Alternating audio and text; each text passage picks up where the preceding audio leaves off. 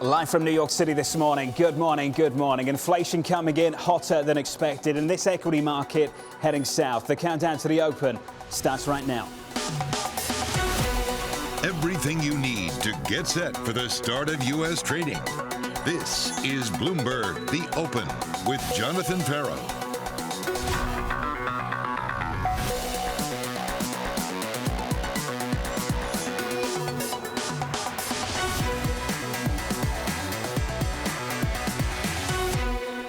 Live from New York City, we begin with the big issue. It is the wrong kind of upside surprise. Shelter, food, airfares and new vehicles all pushing core CPI the wrong way. Let's get straight to Mike McKee for more. Morning, Mike.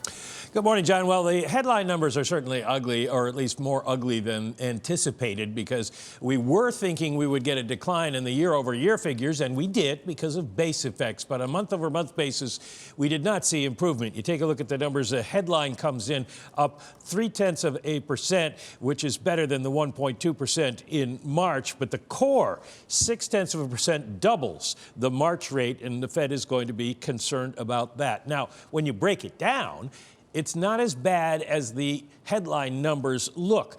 Gasoline prices fell 6.1%.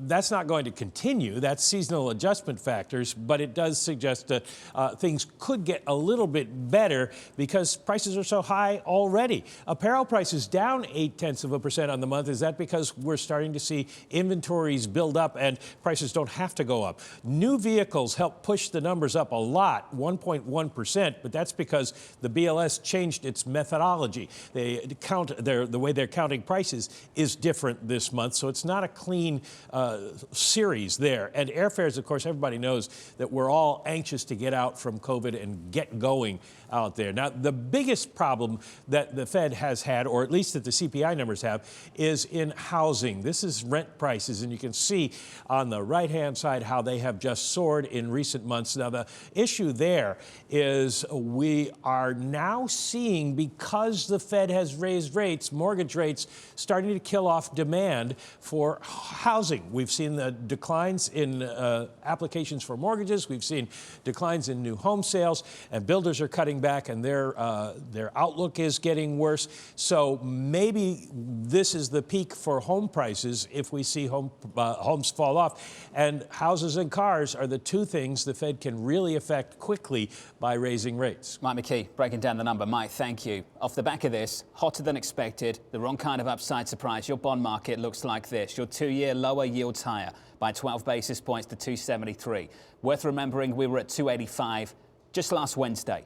On a 2-year, on a 10-year, earlier this week, 320. Right now on a 10-year, up 6 basis points to 3.05%. The bond market reacts to this. It's a hotter than expected inflation report. To respond, TD's Priya Misra, PGIM's Robert Tipp. Priya, first to you. Your reaction to the data 30 minutes ago. It's a strong report. There's no question. I mean, there's some components of service inflation that we think will actually come off, such as airfares. But I think what we're seeing is the shift between goods and service inflation. That transition has started. Goods inflation started to come off, service inflation staying high. So I'd be watching wage inflation and other measures of service inflation going forward. But remember, inflation is a super lagging indicator. It's lagging to growth, and growth itself is a lagging indicator for financial conditions. So I think what the market's really grappling with, we've had a big rise in rates in the front end, is the market's pricing in that the Fed will have to hike more. But there's QT happening. I would actually highlight what's happened in long and 5-year real rates is starting to impact financial conditions. So I'm actually far more worried about financial conditions or risk assets than bonds. I think the market just will price in potentially more hikes. And then if growth starts to slow down when they get to neutral, I think it's going to constrain the Fed's ability to go much above neutral. But right now, the market's just pricing in this impossible task, I think, that the Fed has of trying to get a soft landing, a softish landing, as Chair Powell called it, and trying to contain inflation and bring it back down to 2%. I think they're going to have to be a lot more tolerant for high inflation for a while, because there's lags in terms of when monetary policy impacts growth and then when growth starts to impact inflation. Robert Tipp, your take. Yeah, I mean, I think there's a bad, a good, and a comedic aspect here. I mean, the bad is, the markets are down today. We have high inflation. This is really difficult for people. The good news is this is priced into the market. I mean, the market is expecting a 3+ Fed funds rate a year or so for now. from now, and that's probably going to do it. And why would anyone have any confidence in that, against such a strong backdrop? Because this is not a typical cycle. This is a reopening from COVID. This is a supply chain disruption, and it is almost a comedic rotation going on out there. So as Priya mentioned, people are going from goods to services. Normally, you look at these month-to-month CPI numbers. There's a little bit of this, a little bit of that. This is outrageous. An 18% increase in airfares, after 10%, after 5%, after 2%, ramping up as people now want services. And the autos, which were just soaring, there's drops in prices in that component. So people are aggressively shifting. Normally, there is a huge lag. Inflation is very lagging and so on. Yeah. But that's not the case here. It's reopening. It's coming right through. This will be a short cycle. These are very attractive nominal yields. I think that's the good news. Robert, Tipp, just to jump in, you said we're priced for this at the Fed, and that is true if we end up where you think we're going. I want to ask you about the destination. We caught up with Bill Dudley, the former New York Fed president, just moments ago. He wrote a piece this morning on Bloomberg Opinion. He said the Fed needs to get real about interest rates. How high will the Fed need to go? His words, probably a lot higher than you think. He's been talking about numbers north of 4.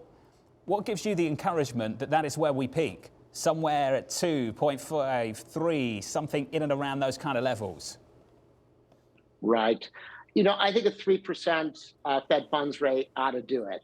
And but he's right. You're not going to know until you get there. But I think we're fortunate that Jerome Powell is leading this Fed and not Bill Dudley. And the reason for that is because Chairman Powell is saying, hey, listen, financial conditions have tightened a lot.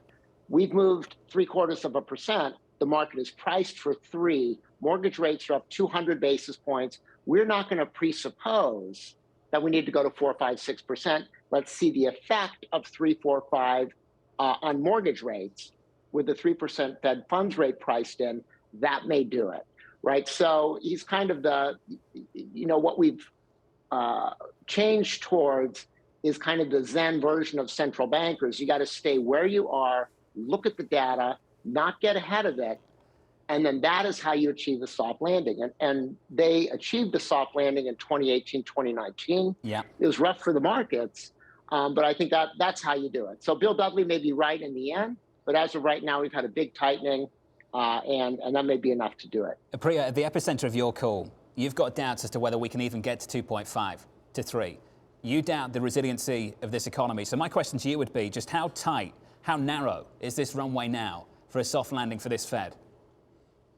I think it's getting narrower by the minute. Today made it even narrower. Now, I should clarify, we have the terminal Fed funds rate at around 3%, 3 to 3.25. So we do have the Fed getting there, but much higher. I mean, my pushback to the Bill Dudley argument would be who borrows at real Fed funds in the front end? I mean, most borrowing happens at the 10-year point. And that's where the bond market has tightened conditions. Look at mortgage rates, look at 10-year treasury rates, real rates. Those long and real rates have risen. And that's why financial conditions have responded. And the Fed, I think, would want to take into account the rise in long and real rates, the tightening in financial conditions, and then look at the consumer. For all the talk of wages rising, wages are not rising as much as inflation. So the consumer right now has got some savings, but is dealing with tighter financial conditions, higher mortgage rates, and the fact that the amount that the consumer is earning or the household sector is actually being eroded every single day when they go to the grocery store, they try and fill their gas tank. So I have to think at some point the consumer starts to struggle. I think that growth fear has started to get priced in. I think there's a lot more that can happen, which is why, even though I know the curve's flattening today because we're pricing in more hikes, yeah, I think, it can actually start to steepen because QT, remember that's also happening in the background, which I would say to Bill Dudley, how does that tighten financial conditions? QT will continue. The Fed may be nimble on hikes. They're not going to be nimble on QT. I think that does the work on the long end, which is ultimately going to impact the consumer. Priya, the counterpoint to your argument, and you touched on it, I've spent 18 months having people come on this show tell me how strong household balance sheets are, which is why some other people are making the argument that rates need to go higher to crimp demand because of the strength of balance sheets. How do you even gauge when this starts to bite? Right. So we're looking at high frequency indicators. I don't love the savings argument or the accumulated savings argument because they're not homogeneously distributed across the household sector. I think the upper income, thanks to what's happened in the equity market, the upper income have higher savings. And so I think we'll be, I'm not so sure that there's such a big savings, accumulated savings that help the lower income. Inflation is highly regressive. So we'll be watching for things like consumer confidence, retail sales, credit card spending, all the high frequency indicators of the consumer, and interest sensitive sectors. I think we're already seeing the interest sensitive sectors show some signs of slowing. Now, we're not calling for a recession or a soft patch, but financial conditions, I think, have a lot more room to tighten. And that's what will make the Fed nervous once they get to neutral. Right now, I think they're trying to buy time and not telling us how much further above neutral they can get. I think the tightening in conditions will make them nervous to go significantly above neutral because of the impact on the consumer. We caught up with Mike Dada of MKM Partners immediately after the print. I asked him about how narrow this landing strip was for the Fed to engineer a soft landing. Take a listen. The Fed has its work cut out for it. It does need to slow aggregate demand. And typically, starting from behind the curve, the success rate isn't very high, but they've missed the boat a bit here. I think it's pretty obvious now.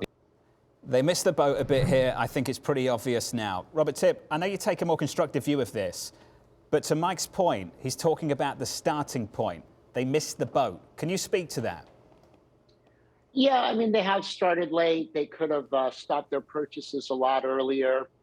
That's all true. But there was a big shift in the data. The data really looked like in the second half of last year, the job growth was moderating, from 1 million jobs a month in the middle of last year to 200,000. In February, they revised that to a uniformly strong situation there. So I would cut them some slack. But I think on the soft landing, hard landing, the U.S. economy is a juggernaut. And when you look at the hard landings of the early 90s, when you look at the early noughts, that hard landing, when you look at 2008, those hard landings were preceded by overinvestment, by financial excesses, by accounting fraud. There was something underneath the surface that exploded once the economy slowed. Right now, it's more like the 2018, 2019, 94, 95. I think the Fed has a lot of latitude to move on rates, to get inflation under control. They have a lot of ability, I think, to get this done, even though they are starting late. And I agree with Priya's point. The QT is going to be powerful this time. In the past, when they were doing QT, they were giving forward guidance that they were not going to go too crazy on the rates. That's not really the case here. So I think that's contributing to the tightening of financial conditions here. But I think the economy is strong, and I think they're going to have a lot of latitude to get this done. Rob, Priya, you're going to be sticking with us. We'll get some market calls from you in just a moment. Futures negative 0.7%. They were positive by more than 1%, going into the open about 18 minutes away. With your movers, here's Abby. John, really a big reversal on that hot CPI print, as you just mentioned. Futures up in a big way earlier, now down, now taking most stocks and sectors with it. This, of course, includes tech, because as yields back up on that CPI print, pressuring tech and valuation concerns. Apple, though, off of its lows. It's going to be interesting to see how all of this shakes out. Banks down, though, also one of this year's conundrums, that rising yields not helping banks. Some of the energy names, even with oil higher, are now down just slightly. Occidental, it had been down more. But take a look at Coinbase. Of course, we do have Bitcoin below $30,000 per Bitcoin. That is, of course, a risk barometer, now down 26%. So lots of red on the screen. It's going to be interesting to see, though, John, how all of this works out with time, given the fact that the markets are so jittery and sometimes these things take a little bit of time to work through. Maybe cooler heads will prevail as the day goes on. But right Abby, now, risk on. Thank you. Counting you down to that opening bell. Coming up on this program, President Biden embarking on a countrywide inflation tour. That's next. This is Bloomberg.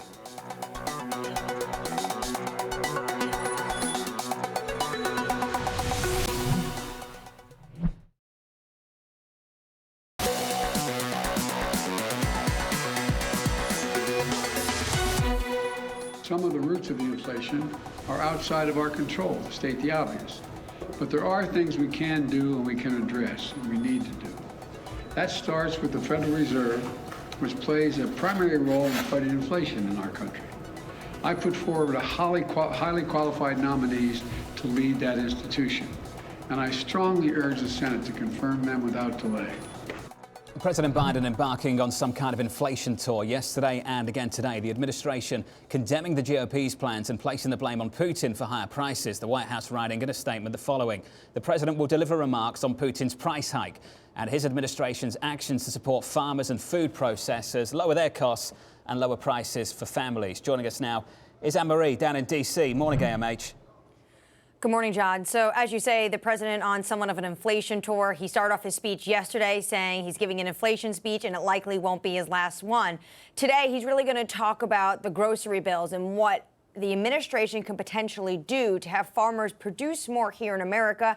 And the blame, as you say, is going to be put solely on Russia's invasion of Ukraine. The president will likely talk to the fact that Russia and Ukraine both really plays this outsized level in the market when it comes to agriculture like wheat. So they're going to talk about things like homegrown fertilizer, technology, we don't have to use fertilizer. But the issue and the elephant in the room is going to be, of course, the fact that, yes, today's print on inflation is less than last month, but it exceeds the estimates. So maybe we're beyond the peak, but we still have inflationary pressure here in the United States. And that core CPI, Jonathan, that is going to be something that may haunt the president this month, because that is double from what we saw last month. You saw the editorial in the Wall Street Journal this morning. You sent it to me. I'll share the quote with our audience. Mr. Biden again blamed inflation on the pandemic and Vladimir Putin, admitting that Democrats poured kerosene on the accelerating economic recovery last March with their $1.9 trillion spending plan. It goes on. It reads, inflation was already at 7.9% when Mr. Putin invaded Ukraine. What's the Republican counter to all of this? Well, that's part of the Republican counter, and this is a brutal editorial from the board at the Wall Street Journal. It caught my attention, Jonathan, because I'm a Seinfeld fan, and they equate the president to George Costanza. But what this editorial is putting forward and what Republicans are saying is that actually it is Democratic policies that maybe are not fully responsible for inflation, because obviously we're coming out of once-in-a-lifetime pandemic. But the fact that they they went ahead with a $1.9 trillion stimulus plan that meant people who had jobs were getting stimulus checks. And there was just too much liquidity and capital in this market. And that didn't help already the inflationary pressures we were going to see coming out of a pandemic. AMH, the president talks about a kitchen table. At the kitchen table, I would argue they won't be talking about month-on-month core CPI. They'll be talking about gas, $4.40, diesel, $5.50 something. That's the real problem at play here, isn't it? A big, big issue for this administration. Exactly. Individuals in Washington, lawmakers, they're not going to be talking about the figures that we're looking at every single month. And economists, obviously, in the Treasury are. But the issue is going to be every single day, what Priya was talking about, the fact that you have wage gains, but inflation is outstripping that. And you feel it every day, whether you're filling up your gasoline pump or whether you're checking out at the grocery store. Just this morning, it's exactly what my dad called me about. Where he is, it's north of $4.40 for gasoline. And he couldn't believe how quickly it's spiked just in the last few days and weeks. So these are issues that everyday Americans are facing, and this is the problem this administration is facing going into the summer, which is a massive driving season for Americans, and just before those November midterm election, when economists say that inflation is still going to be hovering around 7%. Anne-Marie, thank you. AMH down in D.C. Stay close. We'll catch up with you a little bit later. Priya and Robert back with us for a final word. Priya, here's a tough question. How on earth do you call a bond market in a market environment and with an economic backdrop like the one we're in? You make sure you have blood pressure medication near you, but beyond that, I think you have to be ready for volatility, because we're dealing with so many shocks at the same time, exogenous shocks. We're dealing with a Fed that is nimble. There is no forward guidance. I guess we got a little bit of forward guidance, couple of 50s. That could be 3, 4, I would say if service inflation, wage inflation stays high. But I think you take a step back. The Fed is tightening. The market is tightening. The market, has already done a lot of that work for the Fed. And that's why I think the front end is starting to show some value. I think you get close to 3% on the front end. You're supposed to buy it as protection against risk assets. And we've seen some of those correlations come back this week. So I would say if risk assets struggle, I think the market's going to like to own, or investors are going to like to own the front end. And I think you remain nervous about the long end. This is where I think QT does a lot of work. There's a lot of damage that can be done in the long end. So, I'm staying away from the long end just yet, but you get those long end real rates higher. I think it makes sense to even start to buy some 10s at that point. So I have a bit of a steepening bias here, but you have to be nimble. Robert, I'll give you the final word here. Yields are high today on a 2-year by 7 basis points, 269. On a 10-year right now by 3 basis points, just a little north of 3% at 3.02. The high at the front end for the year, 285. On 10s, 320. Are you anywhere near to being comfortable coming on a show like this and saying, I think we might have seen the peak. We've formed that peak over the last few weeks? Yeah, the short term is really, really a tough call, Jonathan. But I would encourage people to take a long-term view. And I mean, we've seen decades of very moderate growth, moderate inflation, and we are looking at a cumulative impact of a lot of stimulus and a lot of supply chain shocks. Yields have risen a lot. And I think the outlook from here is pretty symmetric, maybe a slight over the long term downside bias to yields. Over the short term, obviously, there could be more upside risk. But yields are up a lot and spreads are out a lot. And so your fixed income products, whether it's high yield or your broad investment grade universe, those nominal yields are really high. And I think overall, this recovery and this temporary boost in inflation, temporary being defined as a few years, is one of the best things that's happened to the bond market in a long time. So, intermediate to longer term, I'm very optimistic. Robert Tipp, Priya Misra, to the both of you, thank you. Coming up, the morning calls and later, Wall Street taking sides. Morgan Stanley calling for more pain. Goldman seeing some opportunities. That conversation ahead with JPMorgan's David Lebovitz. This is Bloomberg.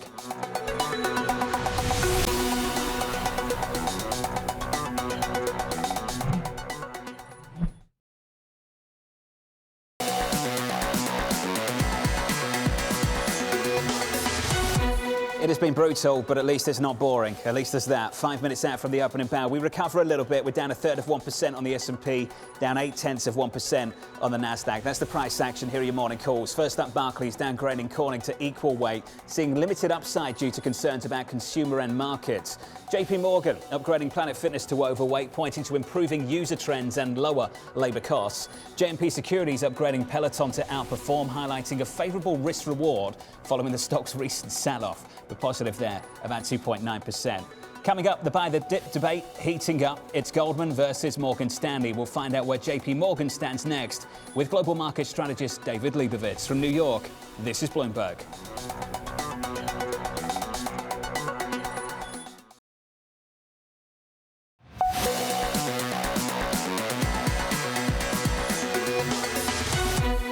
Absolutely whipsawed by a hotter than expected inflation print for the US economy. This equity market was positive about 1%. It's down 1/3 on the S&P. Similar move on the Nasdaq, much higher than where we are right now going into the open. The Nasdaq 100 down by 0.8%. The Russell positive by about 1/10. There's the opening bell. Switch on the board and get to the bond market. Yields higher across the board, but not by much now at the long end, by 3 basis points on a 10-year to 3.02%. We'll get into that in just a moment. In the FX market, dollar showing a bit of weakness against the euro. Euro dollar 105.57, and crude reclaiming a 104 handle, 104.50, up by 4.7%. About 15 seconds into this one, let's get your movers, your breakdown. Here's Abby. Yeah, wild action this morning, John, from those big gains earlier to big losses. Now a modest loss on the S&P 500, down about 0.2%. If you can believe it, most sectors higher. As for some of the laggards, though, because it, of course, is going to come down to those heavyweight big tech names that have so much weighting to the S&P 500. At this point, we do have Apple down about 1%, Microsoft also down about 1.3%. So to really see the markets turn back around to the pre-market gains, should that happen, as investors consider those hot CPI numbers, it will take these names to go with it. Now, Morgan Stanley earlier had been just a little bit higher, but the banks again under pressure, even as yields rise with that hot CPI number. But one area, the top sector on the day, as you know, John, energy, Chevron up 1.7%. This, of course, as oil is rising by about 4.7%, another gauge of rising inflation. Abby, thank you. Abby said it. That's where the outperformance is today on energy, reflecting the move in the crude price, up by 1.27%. on energy equities. For the S&P, we're down about a third. IT, bottom of the pile, down by 0.6%. Likewise, consumer discretionary stocks there down about 0.5%. I'm struggling to keep up. I'm sure some of you are too. Strategists on Wall Street, Katie Lyons, they're struggling to keep up too. Feels like this is always the case, John. Where we come into the year is very different than we find ourselves a couple months into it, and therefore everybody runs to play catch up. And that definitely is what has happened in 2022 thus far. When you think about it, back in January, we were trading around 4,700 on the S&P. The average year-end target was 4,982. This morning, we're in and around 4,000, down 16% year to date. It's been even worse for the small cap Russell 2000 and the NASDAQ 100, which are each down 20%. So that leaves a lot of strategists racing to keep up with the pace of this decline. And that's not just true at the index level, it's true for single stocks as well. Analysts that focus on specific names are slashing price targets for S&P firms at the fastest pace since the pandemic crash of 2020. Analysts making an average 80 price target cuts per day over the last 20 sessions, and their aggregate projected price level for the index has fallen for 11 weeks in a row, which is the longest stretch going back a decade. So targets are down, John, but the stocks are down even more than that. 97% of S&P companies are trading below their average price target. The vast majority of them trading between 10 and 30% below those projections. And actually, 3% of companies are trading more than 40% below target. The same small fraction of companies, 3%, trading above target, which is a very, very small number, John. Kelly Lyons, what a moment. Kelly, thank you. Let's talk about the debate on Wall Street, the divide. Let's frame that for you. The route's not over. That's the view from Morgan Stanley and Mike Wilson, a good friend of this show. He says the following: we continue to believe the U.S. equity market is not priced for this slowdown in growth. As the Fed continues to tighten policy into a slowing growth environment, expect decelerating earnings growth, a lower multiple, and elevated volatility. This is a very sharp contrast from the view over at Goldman Sachs, where Peter Oppenheimer is starting to see some buying opportunities. We're getting relatively close to the peak of year-on-year inflation, and that will start to provide some relief. We have seen a huge absorption of a lot of worrying things for investors now. Equities are starting to look attractive for medium to longer term buys. Joining us now with the equity market down a couple of tenths of 1%, JPMorgan's David Lebovitz. David, that's the view from Goldman, the view from Morgan Stanley. Give me yours. So I would say that I lean a little bit more into the Goldman view as opposed to the Morgan Stanley view. I think, frankly, in an environment of decelerating growth, elevated volatility, I mean, that's what we saw during the first quarter. And so the question to my mind is do things get better from here or do they get worse? And I continue to think that the market is overpricing what the Fed is going to do. You know, if they go by another 50 basis points in June, another 50 basis points in July, that's a lot of tightening over just a couple of months. And I think you're going to begin to see that show up in the economic data. And so, you know, with the VIX above 30, it's challenging to see how things are going to shake out in the very near term. But we are becoming increasingly constructive on the opportunity and risk assets, particularly during the back half of the year, as we think that the Fed is going to surprise dovishly relative to what markets are currently pricing in. Why do you think they will surprise dovishly? So I think the reality of the situation is that, you know, we're fighting an inflation battle on two fronts. On the one hand, we have the demand side of the equation. On the other hand, we have continued limitations of supply. And just look at what's gone on in the housing market. I mean, the increase in mortgage rates that we've seen is already cooling activity there. And so I think that the Fed is going to be effective in dealing with the demand side of things. You know, the big question from our vantage point is, does the supply side continue to improve here? That's going to take some better news out of China. That's going to take an increase in labor supply, but it does feel like over the course of the next, call it 9 to 12 months, there will be sufficient healing on the private side of the equation for the Fed to be able to achieve this very narrow path to a soft landing in 2023. That's the hope. You know how the year started, where it ended, inflation fears. You could make the argument that we've seen the worst of that. Then you move to rate fears, how the Fed responds to those inflation fears. You could make the argument we've seen the worst of that, perhaps, given the sell-off in the front end and the move we saw higher on two-year yields through much of this year. That's settled down. Then we move from rate fears to what those rate hikes do to growth fears. Can you make the argument, David, that we have actually seen the growth scare just yet?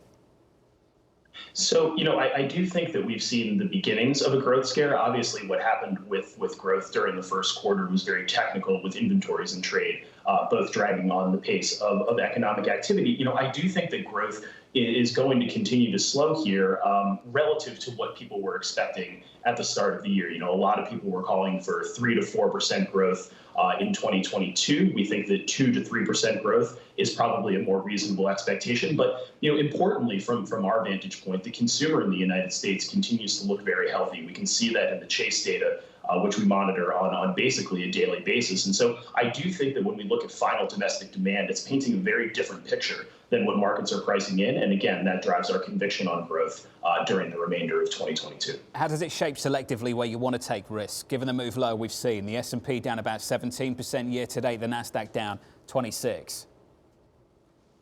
So, when we think about what markets are pricing in, I think that there are two things to really hone in on. One is this deceleration in growth and concerns that the Fed is going to move much more aggressively than what people perhaps were thinking at the end of last year. I think that the other thing to take into account, however, is that the speed of the move in rates has been very destabilizing. And we went back and looked at what multi-standard deviation moves in interest rates do to equity markets over time. And frankly, if you can't figure out the cost of capital, it becomes very difficult to price any other financial asset. And so we think that part of this is about hawkishness and growth fears. We think some of it, to an extent, though, is just about the speed with which rates have moved so far year to date. And again, if we can get economic volatility to settle down, that should translate into less interest rate volatility. And again, if we can bring interest rate volatility in, I think that sets us up for a fairly constructive back half to the year. David, what do you think of the bond market moves we've seen? The data's one thing.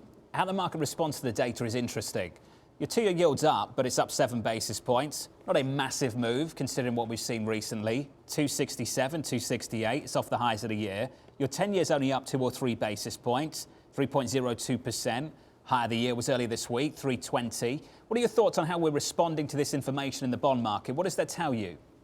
So to me, it confirms what we had originally been thinking, which is that there is an awful lot in the price. Again, markets went from pricing a Fed that was going to move a handful of times this year to pricing a Fed that moves at every meeting for the remainder of 2022 with a handful of 50 basis point hikes mixed in there as well. And so I think that the Fed moving aggressively, again, is very much in the price when we look at yields across the curve. And, frankly, going back to what I was just saying, the speed and the magnitude of the move that was observed during the better part of the first 4 months of this year, I think we're due for some consolidation. Markets don't move in straight lines forevermore, as we've seen on the equity side of the equation. I do think that bonds are pricing in a Fed that moves at every meeting for the rest of the year, moves aggressively at the next couple of meetings, but there's really no reason to believe that the Fed would need to get more aggressive given what we've seen in the economic data as of late. Can you give me some detail then, a little bit more detail of your thoughts on big tech right now? The NASDAQ's down more than 1% again.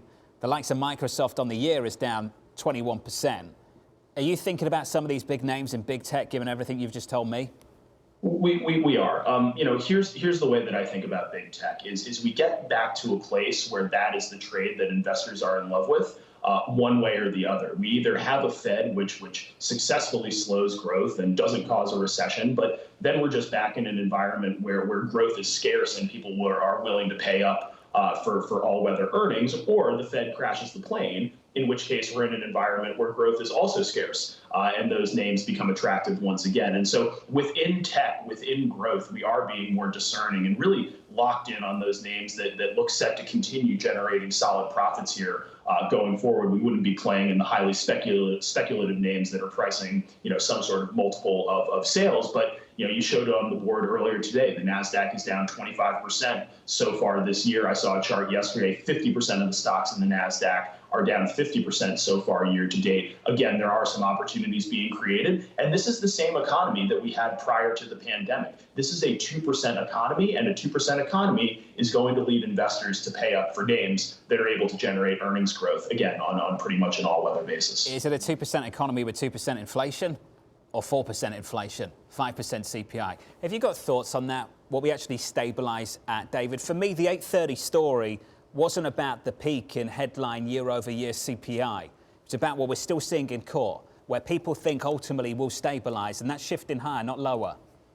Exactly. I think that's the key point, John. And something that jumped out at me in the inflation report this morning was you saw a lot of upward pressure, or significant upward pressure, on new car prices. I think that reflects continued supply chain disruptions. Obviously, housing and shelter costs have remained relatively firm. Again, it's going to take time for inflation to come down. We think it is possible that we finish this year with a 4 handle on the core measure and likely, hopefully, I should say, a 2 handle on the core measure by the end of 2023. But again, you're going to have to see the private sector begin to heal. You're going to have to see China begin to open back up and some relief on the pressure that that's applying to supply chains. You're going to have to see, labor come back into the market because, as we know, labor is scarce. There are 2 job openings for every unemployed individual in the United States. If we can't solve the issues on the supply side of the equation, that's what's going to lead inflation to be stickier than expected. And bubbling in the background, the overarching threat to all of this is obviously what goes on with wages. And so it is imperative, in my view, that we figure out how to find these workers that have simply gone missing over the course of the past couple of years. Otherwise, we're going to be looking at an inflation environment that probably continues to surprise to the upside for longer than people were originally thinking. David, final question, just one more. Your views are pretty in line with what the Fed is forecasting. 4% core PCE year-end, 4.1, real GDP 2.8, into 23, 2.2 on GDP, 2.6 on PCE. I remember sitting down with the former Vice Chair, Rich Clarida, about 18 months ago now, and we talked about inflation. And we worked through some numbers. It may have been 12 months, whatever the date was. And I remember saying to him, how would you know if you're wrong? When he talked up this transitory inflation story, how would you know if you're wrong? How would you know if you're wrong? David, what would you look for? How and when would you know that your hopes and dreams for a soft landing in this economy weren't going to materialize? So I think we're going to have a pretty good idea by the middle of this year. I think that, again, when markets try to look forward from here, the outlook is very cloudy. For a lot of us, we've never been in an inflation environment like the one that we currently are in. And so, my thought here is if we get to the middle of the year and you continue to see, a very tight labor market, you continue to see lockdowns in China and pressure on the supply chain, that's going to signal to me that we have a bigger problem at hand. Because again, the Fed can control the demand side of things. They can cool the housing market. They can cool off borrowing. You can do that through higher rates. Higher rates don't fix the supply chain. Higher rates don't bring back labor supply. And so by my lights, if we don't see the private sector, the supply side of the economy, begin to get its act together by, again, the middle of this year, I think that a lot of forecasts are going to come into question. Not just for the end of 2022, but more broadly over the course of the next couple of years. David, awesome to catch up, buddy. As always, fantastic to get your views. David Lebovitz there of JPMorgan Asset Management. Your equity market down a little bit on the S&P. Pretty much dead flat now on the S&P 500. On the NASDAQ, negative about 0.5%. We're recovering slowly. Coming up, President Biden embarking on a countrywide inflation tour. Inflation is our top economic challenge right now. I'm taking inflation very seriously, and it's my top domestic priority. You will hear from the president again a little bit later. That conversation up next.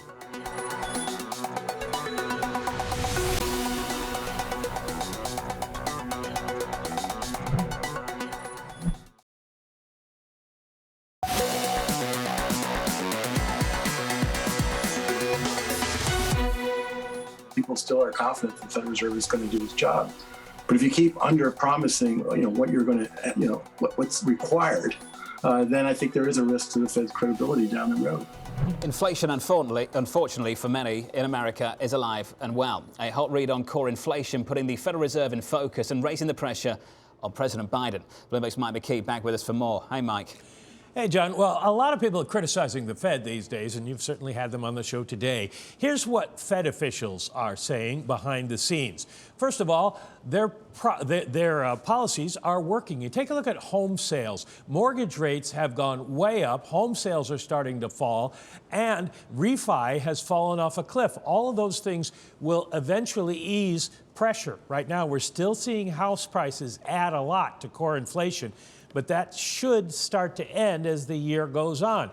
Then you take a look at what they've been saying out in public, and Mester saying 50 basis points is fine, but we could do 75 if we need to. Williams says, yes, unemployment is going to rise because we're going to raise rates enough. Those aren't really falling behind the curve kind of statements. Chris Waller does say it's not a shock and awe moment. They don't need to raise rates an enormous amount immediately. And Barkin says they don't need a Volcker recession to get inflation out of the economy. And here's one reason why. You take a look at financial conditions. And this was talked about earlier on the show, John. Financial conditions have tightened tremendously over the last couple of weeks. And you can see we're back to the kind of levels we hadn't seen since about 2018. So that should start to slow the economy going forward. And that's what the Fed thinks is going to happen. If it doesn't, they say they will move more quickly and they will raise rates higher. But right now, they don't think they need to panic. Mike McKee, thank you, sir. Just a fantastic job this week as well, Mike. Thank you very much for going over all the Fed speak this week. I was taught a long time ago from people much smarter than me that there's information in the data and information in how the market responds to that data. The equity market's up 0.8% on the S&P, the Nasdaq up 0.6. We saw a big move initially in the bond market. That fades. Yields at the front end only up 4 basis points now on a 2-year. Your 10-year yield's actually lower. Now for a third straight day, we're down by 2 basis points to 297. I want to get Damien Sasser of Bloomberg Intelligence into the conversation. Damien, can we start there? Not just with the data, but your interpretation of how the data is, how this market is responding to that data.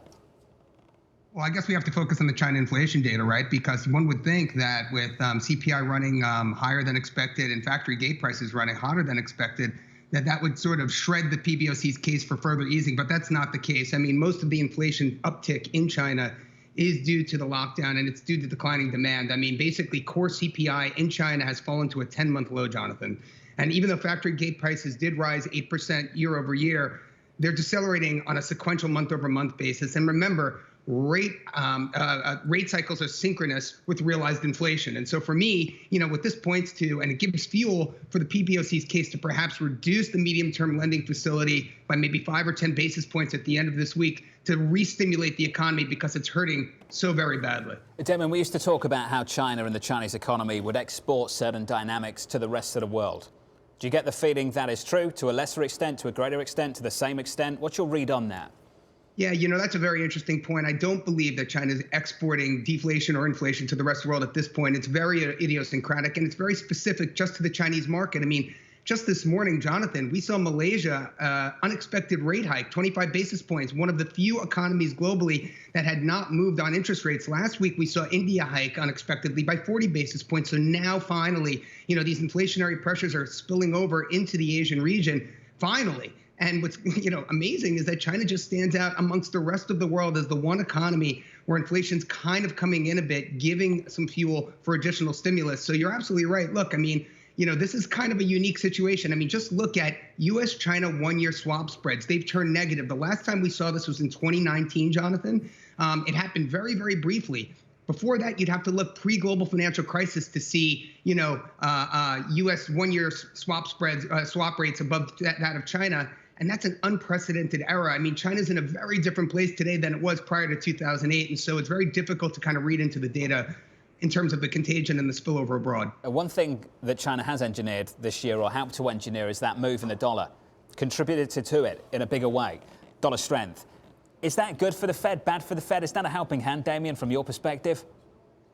Well, obviously, a rising dollar does, fuel inflationary pressures here in the U.S., or at least it should in theory. Look, I think it's more than just the PBOC. I think it's the ECB, which gave some color today in terms of the fact that, it is, in fact, looking to hike rates. It's BOJ policy divergence. There's a number of reasons why the dollar is rising. And I fear that quite a few of those themes have yet to be exhausted, Jonathan. So, yes, we do expect dollar strength ahead. Damien, thank you, buddy. As always, Damien Sasser there of Bloomberg Intelligence. Dario Perkins of TS Lombard in London, also fellow AC Milan fan, has this to say on Twitter. Everyone says the Fed is stuck as it tries to figure out how far to squeeze a booming economy. But what about Europe? No boom, higher inflation. And every time the Fed becomes more hawkish, the situation in Europe just gets worse. Rock, meet hard place. From New York, your trading diary next.